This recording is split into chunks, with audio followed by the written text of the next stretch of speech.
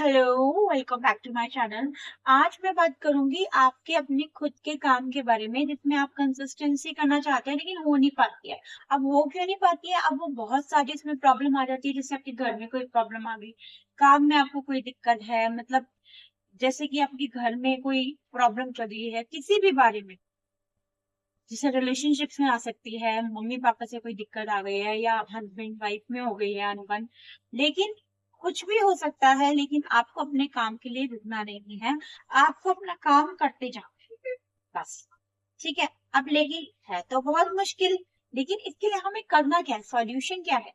तो सॉल्यूशन देखो एक ही है इसमें, इस केस में, क्योंकि रिलेशनशिप में वैसे ही बहुत ज्यादा हम सफर करते हैं, तो हम क्या होते हैं, माइंड से परेशान हो जाते हैं।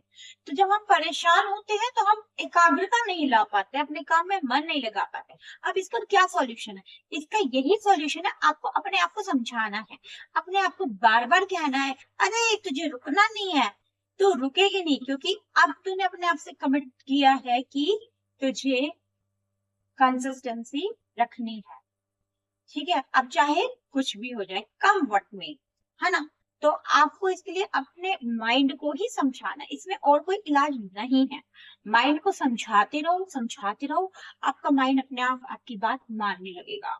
ठीक है। और आपको देखो, बहुत मुश्किल होता है इस तरह से अपने आपको समझाना, लेकिन एक बार अपने आपको समझा दिया तो फिर आप काम पर मन लगाकर अपना काम कर पाएंगे, और कोई आपको ऐसे थॉट्स ऐसे परेशान भी नहीं करेंगे, है ना? देखो, आप, मैं ये कहती हूँ, आपकी कोई भी दिक्कत है, ठीक है, लेकिन सबकी दिक्कतें हैं।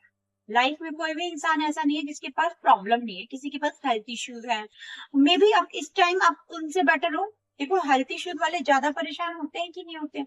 उनको तो फिजिकली बहुत पेन, यहाँ पेन, वहां पेन, इधर पेन, उधर पेन, कैसे भगाए? दवाइयां खा रहे हैं बार बार, फिर दवाइयों के साइड इफेक्ट, फिर दूसरी दवाई सोचते हैं, अरे ये ले ले, वो ले ले।